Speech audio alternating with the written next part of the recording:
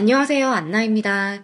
오늘은 오랜만에 또 호주로 한번 가볼게요. 캠프힐이라는 호주의 퀸즐랜드주의 한 마을이에요. 브리즈번은 여러분 잘 아시죠? 호주의 시드니, 멜버른 다음으로 세 번째로 인구가 많은 대도시인데요. 이 브리즈번에서 교외 지역이라고 해요.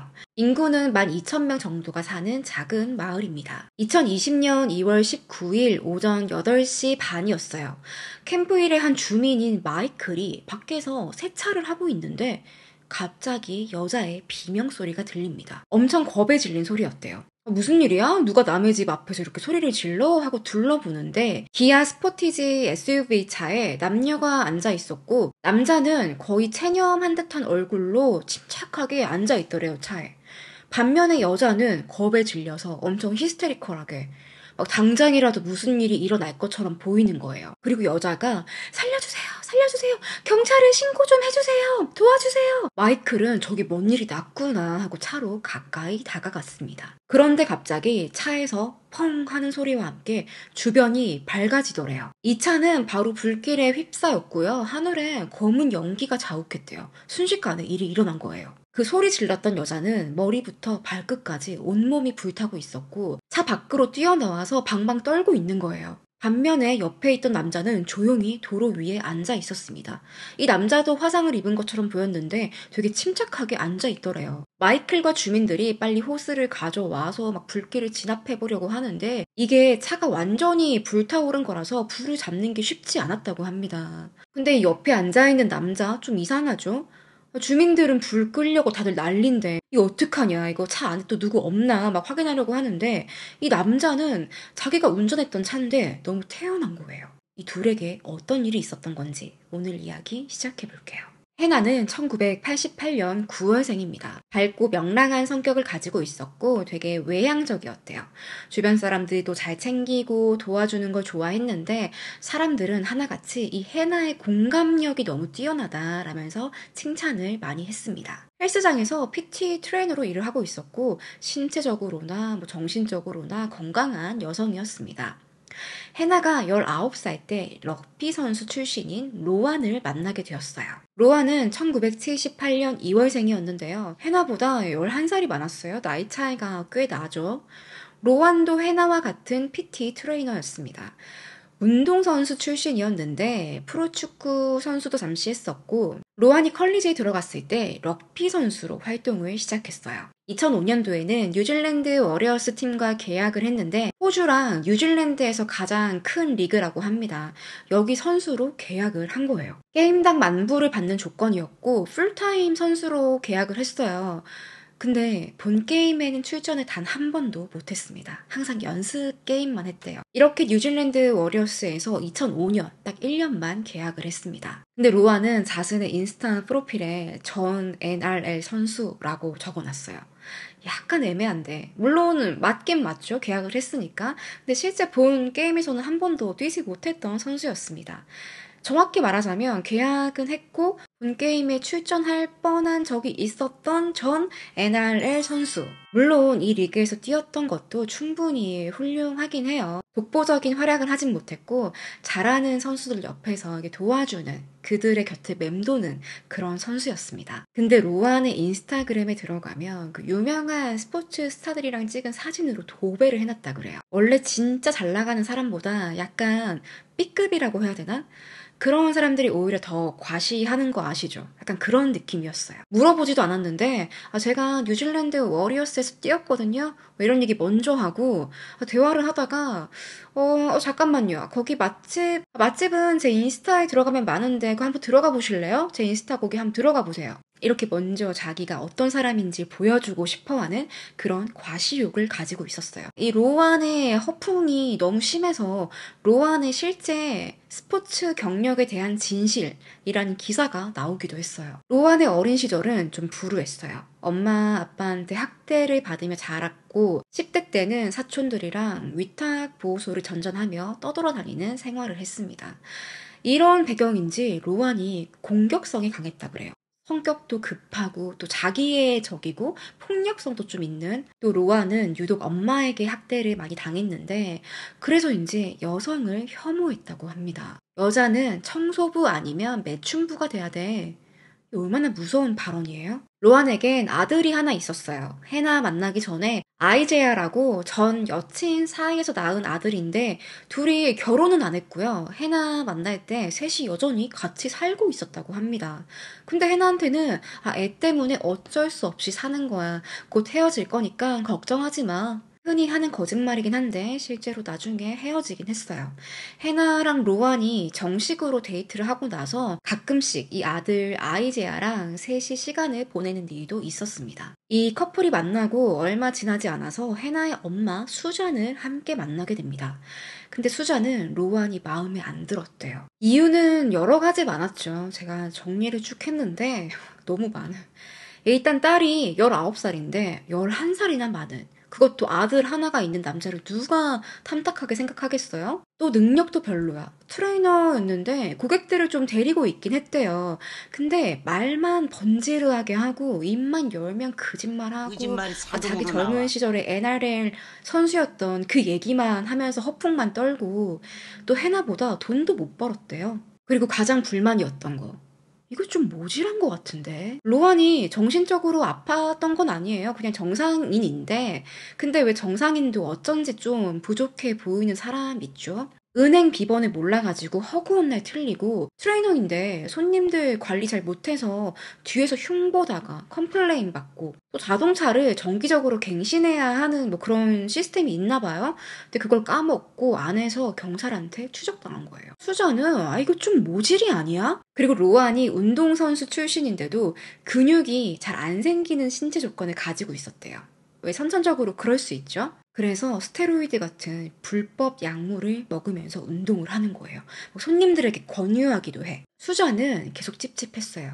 이거 뭔가 머리가 좀 텅텅 빈 것 같은데. 어릴 때 그냥 하는 연애겠지? 설마 결혼까지는 안 할 거야. 2011년 해나와 로아는 부모님의 반대에도 불구하고 결혼을 합니다. 뉴사우스 웨일즈의 킹스 클리프라는 곳에서 신혼생활을 시작했어요.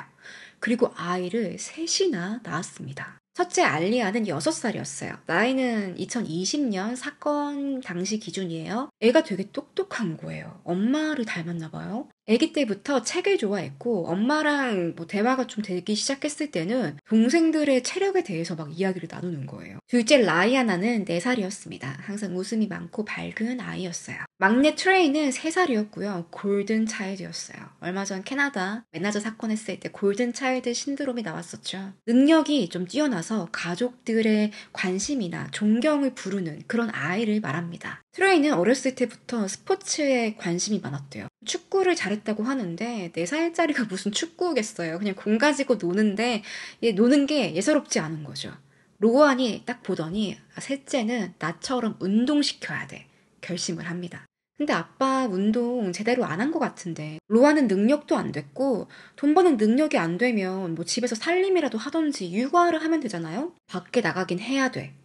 근데 돈은 못 벌고 집에서 육아나 살림을 하는 것도 아니고 그래도 해나는 뭔가 믿는 구석이 있었나 봐요. 이 모지리를 데리고 살았어요. 게다가 로아는 바람도 피웠습니다. 한 번은 가족들끼리 모여서 바베큐 파티를 하는데 로안의 사촌인 테일러가 이 로안이 다른 여자한테 문자 보내는 걸 발견한 거예요. 심지어 한 명도 아니었대요. 여러 명이었대요. 테일러는 바로 해나에게 알려줍니다. 능력도 안 돼. 가정에 충실하지도 않아. 여자 문제도 있어. 그런데도 해나는 로안에게 이런 것들에 대한 불만을 이야기하지 않아요. 그 이유는 나중에 뒤에서 나옵니다. 해나와 로안은 피트니스를 오픈하기로 해요. 그런데 사업하려면 뭐가 필요해요? 돈. 해나가 돈을 잘 벌긴 했지만 그렇게 넉넉한 형편은 아니었어요. 자녀가 셋이면 생활비가 얼마나 많이 들겠어요? 믿을 거라곤 엄마 아빠밖에 없었죠. 찾아갑니다. 수자는 그래도 딸네 부부가 뭔가 하려고 하는데 도와주고 싶긴 했죠. 근데 이 로안을 보면 안 내키는 거예요. 이 자식 이거 모질라가지고 사업 분명 말아먹을 것 같은데 말이야. 수자는 제안을 합니다. 내가 투자할 테니까 대신 조건이 있어. 너네 둘 사업하기 전에 좀 배워봐. 로안과 해나를 신발 가게에 보내서 훈련을 시켜요. 장사하는 걸 한번 배워보라고. 엄마가 똑똑하죠. 사업은 아무나 하나? 니네들 하는 것 보고 투자를 결정하겠다라고 못을 박은 거예요. 근데 사람이 달라지겠어요. 신발 가게에서도 로안은 아나무인으로 행동하는 거예요. 특히 여자 직원들이 그렇게 무시했대요. 로아는 자기가 여성들하고 일을 할 때 마치 내가 니네들보다 우월하다라는 걸 보여줄 수 있는 기회라고 생각했대요. 어떻게 해서든 모진말을 해서 울리고 욕하고 가만 안 냅두는 거예요. 이렇게 트레이닝 받는 거 보니까 로아는 사업을 할 수 있는 그릇이 못 됐습니다. 그런데 해나의 부모님은 또 자식을 이길 수 없었나 봐요. 피트니스를 열어줍니다. 맨즈필드라는 곳에서 Integrate and CrossFit SMC 여기를 오픈을 하는데 실제 소유주는 부모님이었고 해나의 부모님이었고 운영은 해나와 로안에게 맡겼어요. 한날 수자는 로안에게 트레이닝을 받고 있었습니다. 기업으로 치면 사장님이 회장님한테 서비스를 해주는 거죠. 그러면 누구보다 잘 해줘야 될 거 아니에요. 자기 밥 줄이고 또 내 가족인데 다른 손님들 한 번 봐줄 거 두세 번 더 봐주고 그게 인간의 심리 아닌가요? 근데 로아는 일부러 수잔을 잡아줘야 하는 타이밍에 바닥에 내팽겨 쳐버립니다. 수잔 머리가 바닥에 부딪혀서 피가 철철 났어요. 수잔은 이게 이놈이 이거 의도적으로 한 거다라고 말을 하는데요. 왜 그런 생각을 했냐? 아니, 사람이 다쳤으면 뭐부터 해요? 앰뷸런스를 부르거나 부상이 심각하면 뭐 구급 상자를 가지고 와서 치료를 해주거나 그게 정상인데 로아는 낄낄거리면서 옆에서 웃고 있는 거예요. 원래 운동하다 보면 이런 일이 있어요. 마음을 좀 단단히 먹으시지. 진짜 뚱뚱하고 게으른 사람들이 운동하면 꼭 이런 사고가 나요. 그래서 수자는 저놈 저게 일부러 나를 바닥에 내팽개 친 거다. 그리고 이 사건 전부터 수잔이랑 로안이 사이가 별로 안 좋았대요. 로안은 수잔이 이 피트니스에 오는 게 성가신 거예요. 왜 계속 오는 거야? 운동도 모르는 사람이. 뭐 보면 알아? 가끔 이렇게 티격태격하고 나면 로안이 집에 가서 해나에게 뭐라고 하는 거예요. 장모님 말이야. 당분간 우리 애들 못 볼 줄 알아. 왜 이렇게 나를 힘들게 하는 거야? 그럼 해나는 아무 말도 못하고 엄마한테 전화해. 울면서 엄마 왜 그랬어? 제발 로안한테 먼저 사과하면 안 돼? 그냥 미안하다고 해. 당분간 우리 애들 안 보여줄 거래. 아니 애들이 무슨 잘못을 했길래 왜 애들이 무기 삼아서 이런 말을 하는 걸까요? 수자는 미치는 거죠. 아니 내가 피트니스 회장님인데 내 의견이나 생각은 말을 할 수가 없었대요. 그냥 로안 옆에 있으면 달걀 껍질 위를 걷는 것과 같았다고 말합니다. 그런데 해나는 왜 이렇게 남편에게 쩔쩔 매었던 걸까요? 아까 불륜 사실을 들었어도 말 한 번 못하고 이 부부 사이는 정상이 아니었어요. 해나는 로안에게 정신적으로나 육체적으로 학대를 당하고 있었습니다. 특히 해나를 정신적으로 지배하려고 했고요. 휴대폰에 위치 추적 어플 까는 건 물론이고 스파이의 맛이죠. 보이스피싱 당할 때 범죄자들이 임의로 막 설치해놓는 그런 불법적인 앱 깔아놓고 문자하고 전화하고 메시지 보내고 하는 걸 다 도청하고 있었습니다. 그리고 집에는 녹음기를 하나 켜두는 거예요. 한날은 수잔이랑 해나가 자기 욕하는 거 들었대요. 네 남편 말이야 자기의 주의자 같지 않아? 정말 마음에 안 들어. 아니 남편이 없을 때 장모랑 와이프가 욕 좀 할 수 있지. 자기는 욕 안 하나? 근데 그걸 녹음해서 듣고 있는 게 너무 소름 끼치지 않나요? 한 1, 2분도 아니고 이걸 몇 시간씩 듣고 있어야 될 거 아니에요? 또 해나의 친구 만나는 것도 제한을 두는데 친구 중에 누구는 만나면 되고 누구는 안 돼. 직접 정해줬어요. 심지어 엄마 아빠를 만나는 것도 자유롭지 않았대요. 또 옷은 핑크랑 반바지를 못 입게 했어요. 남자들이 쳐다본다고. 재정 운영도 해나에게 용돈 주고 자기는 필요한 거 다 사면서 해나는 아무것도 못하게 만들었습니다. 해나도 성인인데 왜 이렇게 당하고만 있었냐. 로안이 가스라이팅해서 해나라는 존재가 아무것도 아닌 것처럼 만들어 버렸어요. 넌 정말 쓸모없는 여자야. 너 뚱뚱해. 몰이라고 하면서 멍청이. 야, 너 그 옷 입고 나가는 거야? 야, 완전 창녀 같다. 이런 식으로 해나를 계속 비하하니까 해나도 어느 순간 내가 좀 이상한가? 내가 좀 부족한가? 남편 말 잘 들어야겠다. 이렇게 정신적으로 지배를 당한 것이었습니다. 로안의 집착과 편집증은 점점 심해졌어요. 왜 로안이 자동차 등록 갱신 안에서 경찰에게 잡힌 적이 있었잖아요. 이 모습이 경찰 바디캠에 찍혀 있었는데 이 차의 소유주는 해나였어요. 운전은 대부분 로안이 했습니다. 그럼 둘 다 이 차에 관심을 가지고 등록 갱신회도 챙겨야 할 거 아니에요, 같이. 야, 이거 네 이름으로 돼 있는 차 아니야. 왜 진작 갱신 임신 안 하고 뭐 했어? 해나는 안절부절 못하고 차에서 내려가지고 경찰에게 아 그래요? 제가 몰랐어요. 다음 달인 줄 알았어요. 해명하고 있어요. 로아는 차에 가만히 앉아있고 Your vehicle's actually currently recorded as cancelled registration. What? It's your vehicle and mine. Because I thought that the rego I thought was due in October. Talk to me about it because it's your car. I thought it was paid. I thought it was paid. Like I thought it. All right. Thank you. All right. 또 둘이 같이 운동을 하면 성적이 해나가 더 잘 나올 때가 많았대요.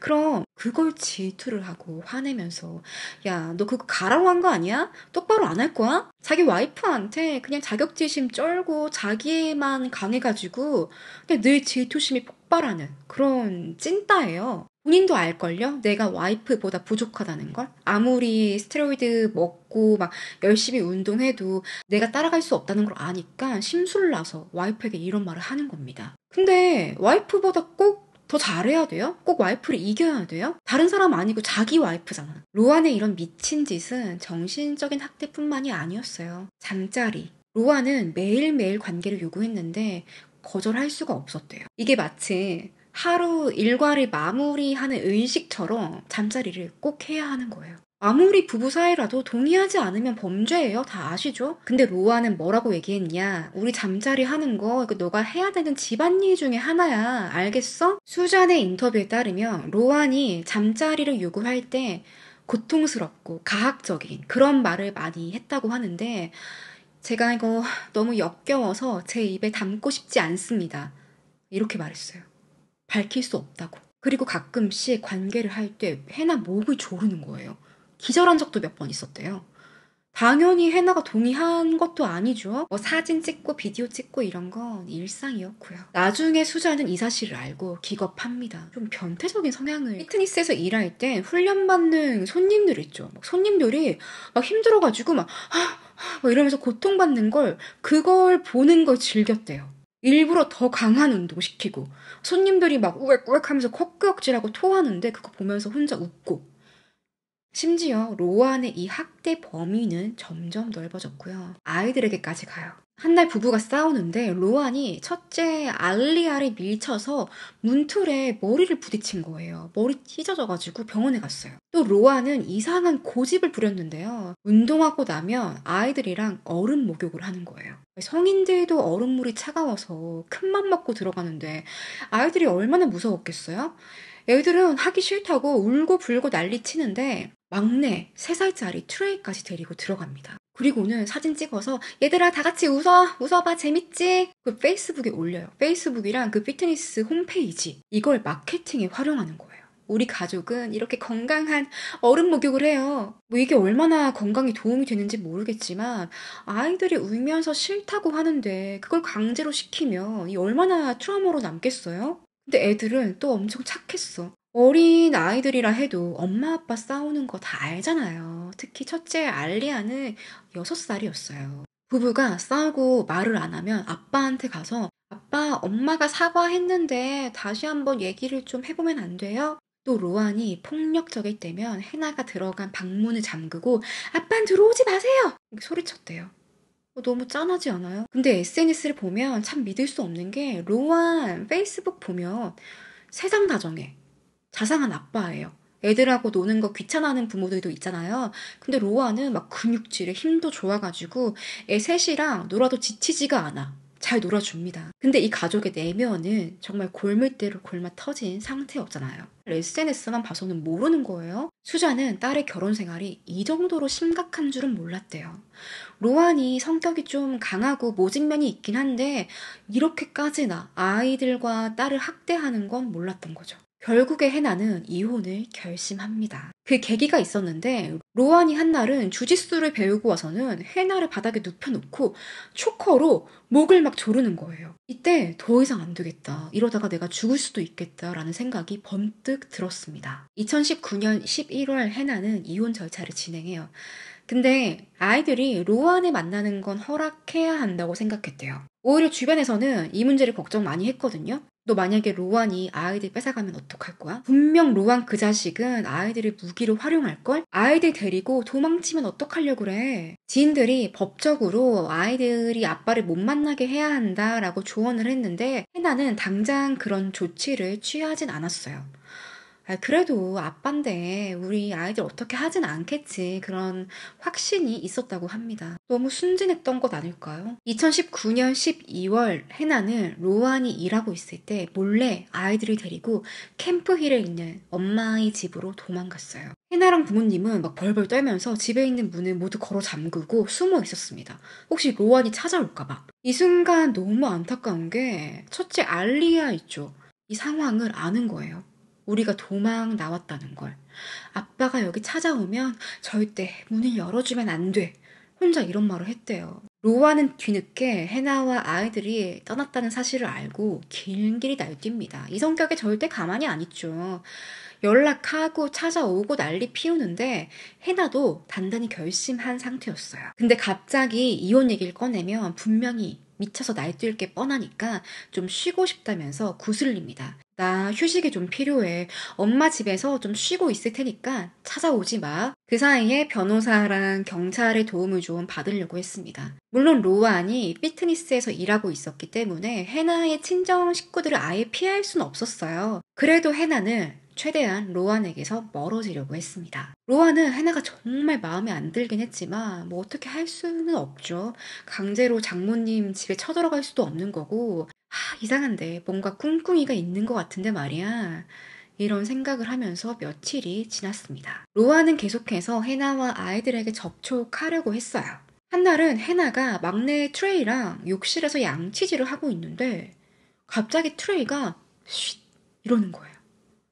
뭐지? 하고 뒤를 봤는데 로안이 이 집에 엄마 집에 몰래 들어와 있는 거예요. 그땐 부모님도 안 계시고 해나랑 아이들만 있었거든요. 언제 들어온 거야?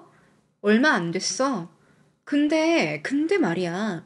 저기 식탁 위에 있는 핸드폰 저거 너 거야? 처음 보는 건데? 사실 해나는 자기 전화를 로안이 도청할지 모르니까 예전에 스파이 앱 깔고 집에 녹음기 두고 그랬으니까 얼마나 무섭겠어요? 게다가 지금 로안 몰래 이혼 준비까지 하고 있는데 그래서 버너폰을 만들었는데 그걸 로안이 본 거예요.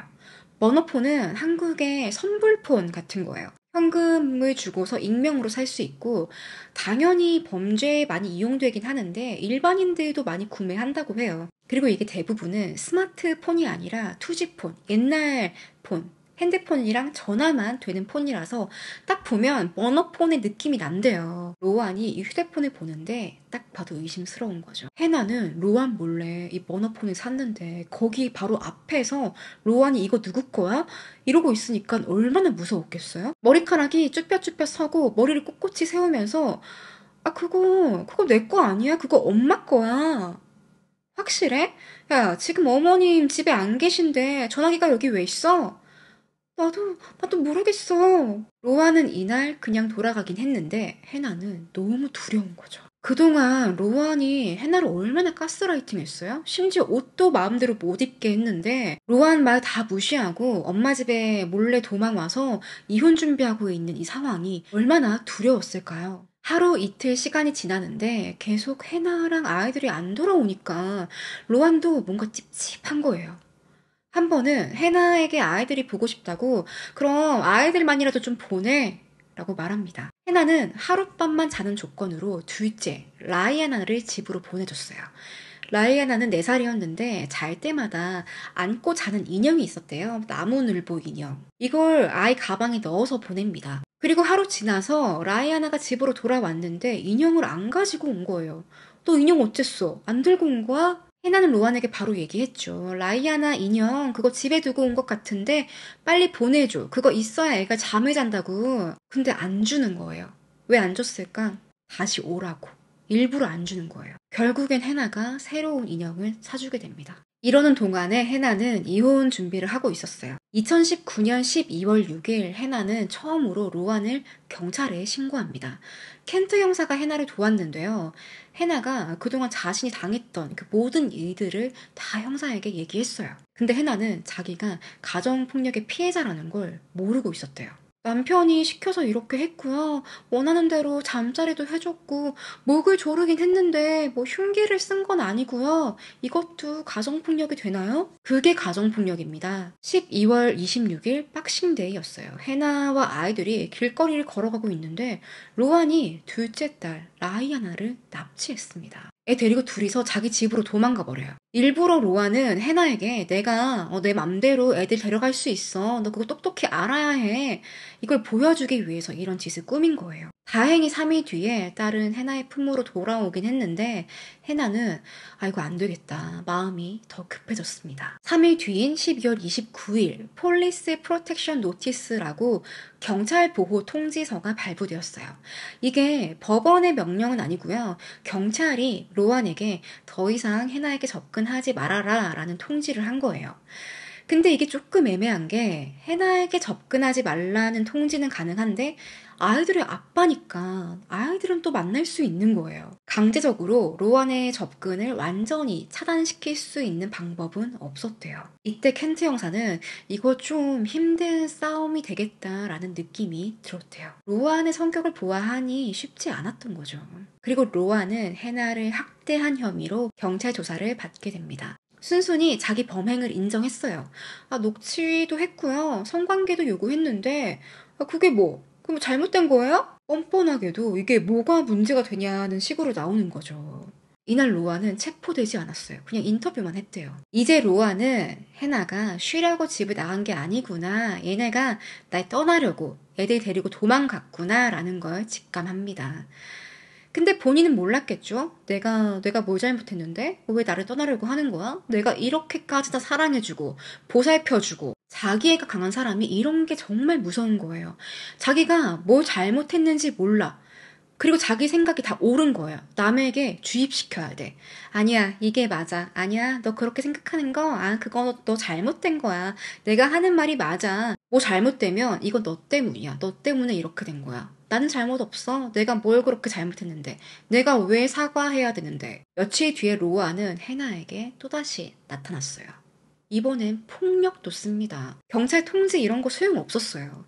손목을 잡아서 비틀고요. 입술도 터지고 좀 몸싸움이 있었대요. 바로 경찰에 신고했지만 이번에도 로아는 체포되진 않았어요. 해나는 이번 일로 자기 신변에 위협을 느낍니다.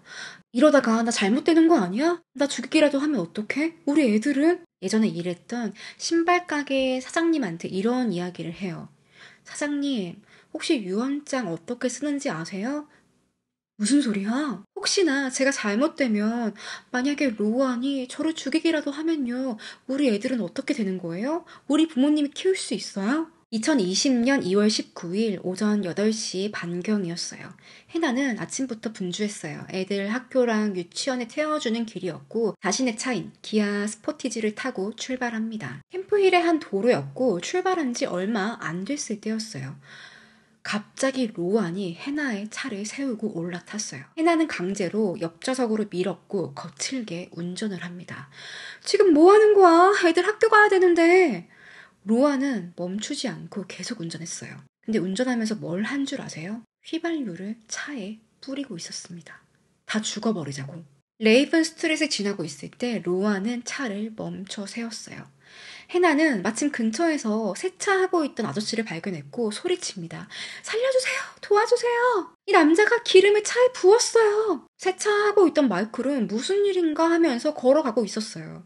그 순간 차가 펑 하고 폭발했어요. 마이클은 어떻게든 도와보려고 가까이 갔는데 해나의 몸은 말 그대로 불타고 있었고요. 겨우 차에서 빠져나와서 도로에서 뒹굴고 있었습니다. 로안도 화상을 입긴 했는데 덤덤하게 그냥 도로 위에 앉아있더래요. 한 손에 라이터를 쥐고. 마이클이 로안과 눈이 딱 마주쳤는데 온몸에 서늘함이 느껴지더래요. 그 눈빛이 너무 살벌해서. 그리고 아이들이 아직 차에 있었죠. 차는 이미 손 쓸 수 없게 불타고 있었습니다. 해나는 자기 몸이 불타는데도 우리 아이들 좀 살려주세요. 우리 아이들.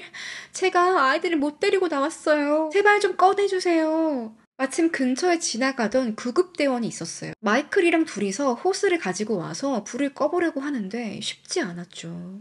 해나는 몸에 붙은 불을 끄려고 바닥에 뒹구는데도 그 와중에도 우리 아이들 좀 꺼내주세요. 우리 아이들 어떡해요? 마이클이랑 이 구급대원도 이미 화상을 입은 상태였어요. 도와주다가.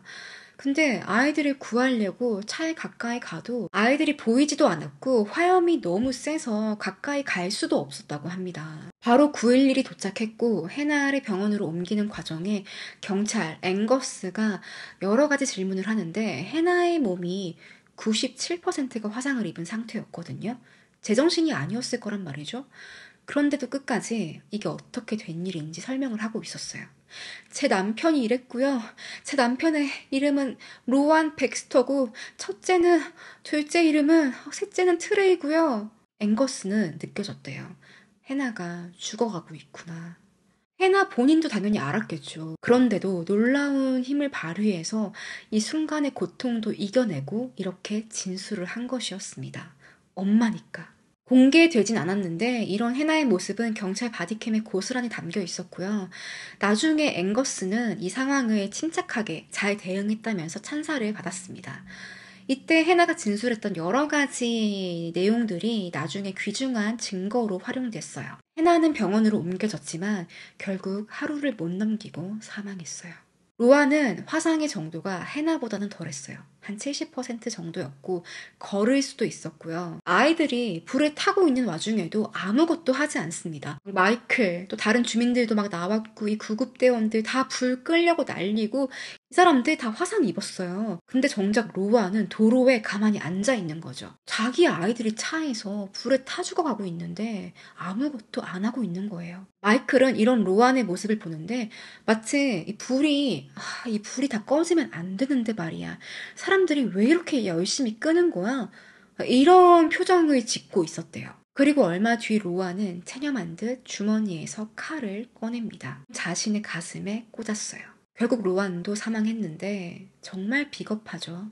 그리고 차에 있던 아이들, 이 아이들도 다른 사람이 아닌 자신의 아빠가 지른 불에 의해서 타 죽어버렸습니다. 정말 숨이 턱턱 막히지 않나요? 불과 몇 달 전까지만 해도 아이들하고 놀아주면서 동영상 페이스북에 올리고 세상 다정한 척 했던 아빠였는데 이 로안이라는 사람의 이중성과 잔혹함이 얼마나 심하면 이후에 경찰 조사가 시작되었고 로안이 작성했던 메모가 발견되는데요. 1월 26일이면 사건 20여일 전에 작성한 것이었어요. 내가 피해자인데 왜 경찰 조사를 받고 있는지 모르겠어. 접근 금지 명령을 왜 받아야 하는지 모르겠다고. 더 이상 참을 수 없어. 해나에게 아이들을 못 보는 게 얼마나 끔찍한 일인지 깨닫게 해줄 거야. 이런 살인을 암시하는 글들이 있었어요. 진짜 이상한 게 이 메모 밑에 서명이 돼 있더래요. 이 서명은 무슨 의미였을까요? 일종의 다짐 같은 거였을까? 사건 이틀 전인 2월 17일 저녁에 로아는 상점에서 집타이, 케이블 타이라고 하죠. 이거랑 세정제, 또 통에 든 휘발유를 구매했습니다. 이후에 이틀 동안 범행을 고민하다가 실행한 것이었어요. 수사 과정에서 경찰의 대응에도 문제가 나오는데요. 해나는 로안을 3차례나 신고했는데 경찰이 단 한 번도 체포하지 않았습니다. 이게 단순한 폭행이 아니잖아요. 길 가다가 시비 붙어서 싸움이 일어난 것도 아니고 지속적인 스토킹과 가정폭력에 시달리고 있었는데 이걸 단순한 폭행으로 본 거예요. 로아는 보석으로 풀려났습니다. 안 그래도 로아는 해나 괴롭히고 싶어서 난린데 해나 때문에 경찰서 왔다 갔다 했지? 또 본인은 내가 피해자다. 우리 아이들 못 보게 하고 내가 뭘 잘못했냐? 라는 식으로 생각하는 사람인데 이 해나에 대한 앙심이 얼마나 컸겠어요? 점점 커져갔겠죠. 그 결과 이런 말도 안 되는 일이 벌어진 것입니다. 로안의 사촌인 산드라는 인터뷰를 진행하는데 로안이 어렸을 때 사촌들이랑 같이 위탁 보호소에 있었잖아요.